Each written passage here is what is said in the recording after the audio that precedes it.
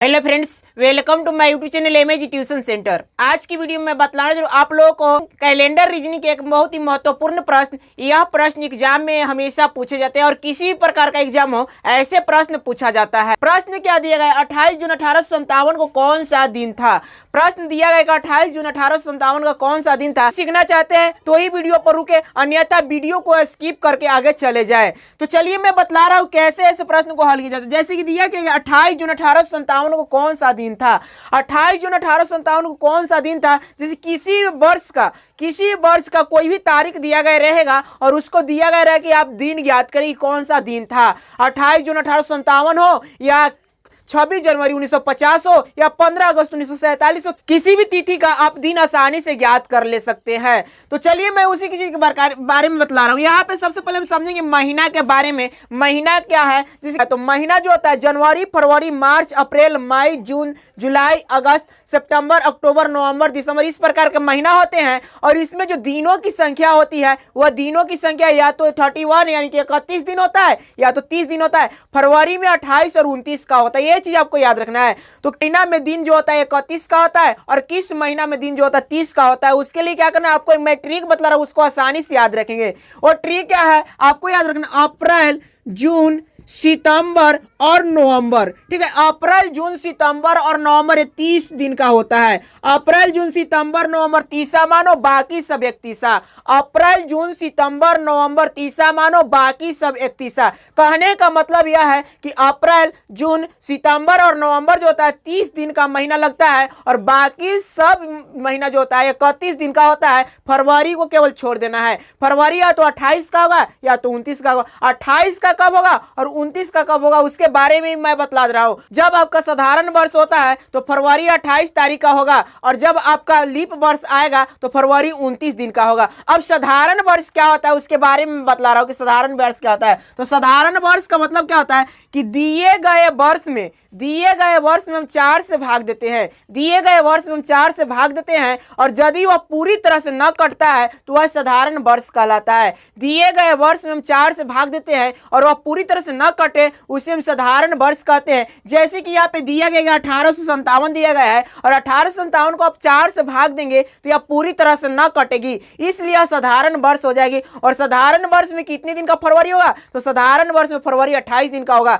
जब लीप वर्ष आता है तो फरवरी कितने दिन का होगा? 29 दिन का होता है। अब यहाँ पे मैं लिख रहा हूं, इसको समझिए ध्यान से। सबसे पहले महीना में स्टार्ट कौन सा होता है? जनवरी। तो मैं संक्षेप में, उसके बाद होता है फरवरी, उसके बाद होता है मार्च, उसके बाद होता है अप्रैल, उसके बाद होता है मई, इस प्रकार से। और यहाँ पे लास्ट वाला क्या महीना लेना है? जून लेना है, क्योंकि जून तक ही कह रहा है, जितना महीना का है उतना ही तक लेना है। अब यहाँ पे क्या करेंगे, यहाँ पे जैसे कि दिया गया 1857 वर्ष में क्या दिया गया है तो 1857 वर्ष में दिया गया 1857 यहाँ पे दिया गया। लेकिन हमें 1857 नहीं लिखना है। 1857 क्यों नहीं लिखेंगे? क्योंकि यहाँ महीना पूरा हो नहीं पा रहा है, महीना आधा ही रह जा रहा है, जून तक ही रह रहा है, इसलिए हम यहाँ पे पूरा वर्ष नहीं लिखेंगे। क्या लिखेंगे? 1856 पूरा वर्ष हो रहा है, इसलिए मैं यहाँ पे क्या लिखेंगे? 1856 पूरा लिखेंगे। तो यहाँ पे क्या करना है? 1856 कर देना है। अब यहाँ पे जो ट्रिक बताया उसके माध्यम से इन महीनों का दिन ज्ञात कर लेना है।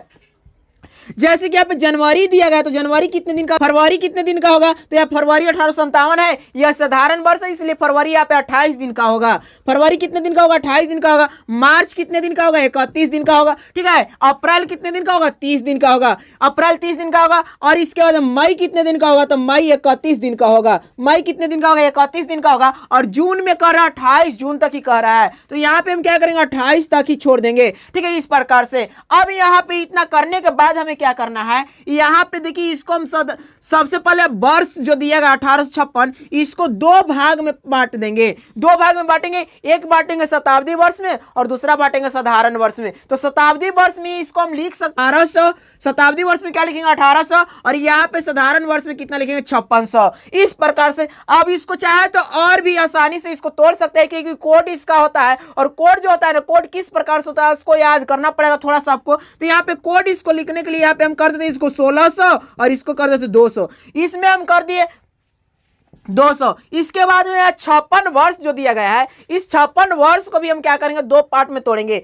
यहाँ पे जो दिया गया 56 है ना, इसमें 4 से भाग देंगे। 56 में हम क्या करेंगे, 4 से भाग देंगे और भागफल जो भी आएगा ना वह क्या कहलाएगा, इसका मतलब कि साधारण वर्ष कहलाएगा। एक होगा 14 और दूसरा क्या हो जाएगा, यहाँ पे 14 में से अब क्या करना है, 56 को घटाना है। तो 14 में से 56 को घटा लीजिएगा, यहाँ पे कितना का 42 हो गया। ठीक है, इस प्रकार से जब इतना आप कर लेते हैं तो इतना करने के बाद आपको 20वें दिन ज्ञात करना पड़ेगा। 20वें दिन कैसे ज्ञात करेंगे, तो 20वें दिन ज्ञात करने के लिए जो भी दिन दिया गया है ना उसमें हम 7 से भाग देंगे। ध्यान से सुनिए 20वें दिन किस प्रकार से ज्ञात किया जाता है। तो 20वें दिन ज्ञात करने के लिए जितना भी दिन दिया गया है उसमें हम क्या करेंगे, 7 से भाग देंगे, 20वें दिन हमें ज्ञात हो जाएगा। जैसे कि यहाँ पे 30, यहाँ पे सॉरी जनवरी जो होता है 31 दिन का होता है। ठीक है, जनवरी कितने दिन का होता है, 31 दिन का होता है। यहाँ पे 31 करेंगे, यहाँ पे 7 से भाग देंगे, यहाँ पे 7 से भाग देंगे, यहाँ पे 7 से भाग देंगे, यहाँ पे भी 7 से भाग देंगे, यहाँ पे 7 से भाग देंगे और यहाँ पे 7 से भाग देंगे। इस प्रकार से सभी में 7 से भाग देंगे और भाग देने के बाद जो भी इसका शेषफल आएगा